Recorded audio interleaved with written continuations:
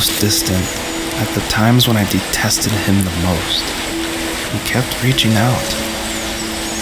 For a year straight, he asked me every week when we were going camping. I thought he was just dense. Eventually, to shut him up, I agreed. We carried out the worn lawn chairs from the garage and set up a cinder block campfire at the site we'd always used behind the house. We walked down the mountain path, talking in the warm sunshine we only got a couple months of the year. Those 3 obsidian rocks shimmered alongside the shore, almost like sparklers pressed against a dark window. I'll never forget that wet stone on my feet, or how those massive mountains looked even bigger in the lake's reflection. I felt small, but grateful. As the sun set, my dad found something I hadn't seen for a long time. The tree where I'd made my first carving when I was 6. I hadn't even carved it. My dad had helped me, but I still called it my tree. Something about seeing my name there made me open up, and we talked about everything that night in that old camouflage tent. I told him how much I loved sketching and design, and how it would be a dream to study architecture in Seattle. I told him how I didn't get along with my friends much anymore, but that I didn't mind being alone. He told me he was there for me, and he joked that if all he had to do was write my name on a tree to finally get me to talk, he would have left me carved logs with novels on them in front of my room every morning. I don't know why it took me that long to realize it, but it was then I knew how much he had sacrificed for me.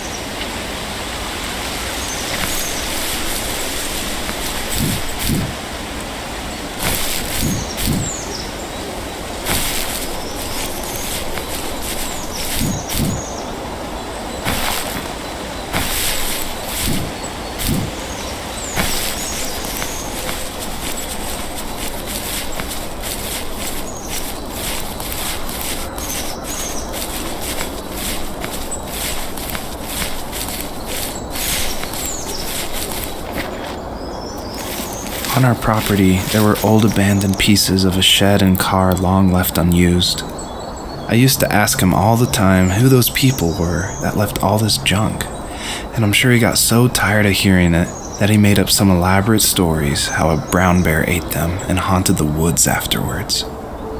What's funny is I think it made those people seem more real, growing up thinking they were still hanging out like they couldn't say goodbye. I used to tell my friends how I could swear I saw spirits move near the water, and that always freaked them out. I guess it didn't bother me, because the way I saw it, they were normal people with old cars and sheds, just trying to figure out how to survive and be happy in the middle of nowhere. It was a cool thought that they didn't want to leave, but you know, I was a weird kid. Well, you had good company since those ghosts like living in a place where they were brutally devoured.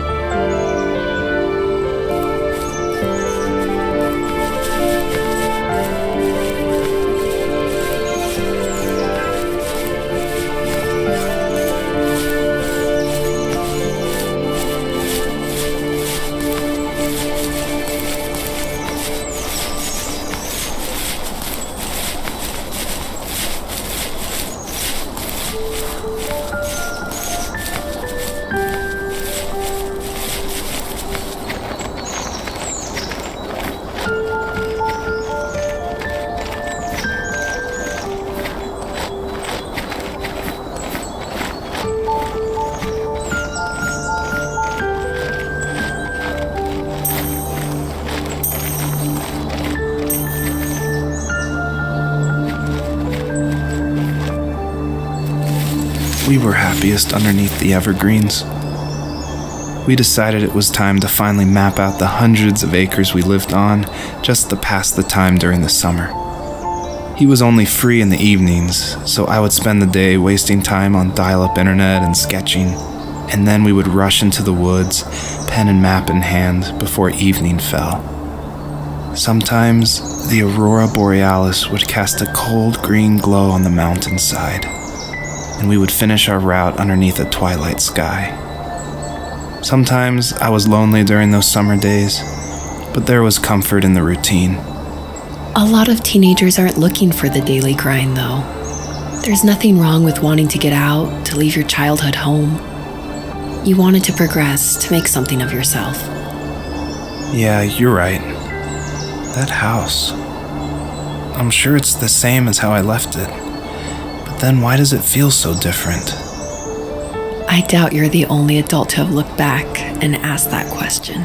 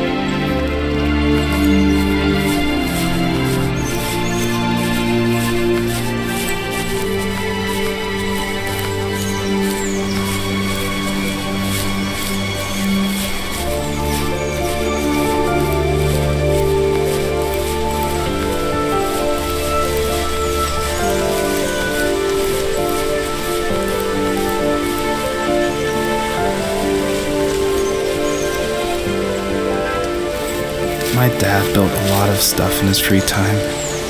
If he wasn't watching fly fishing or reading Tom Clancy novels, he was carving something. He made tons of birdhouses.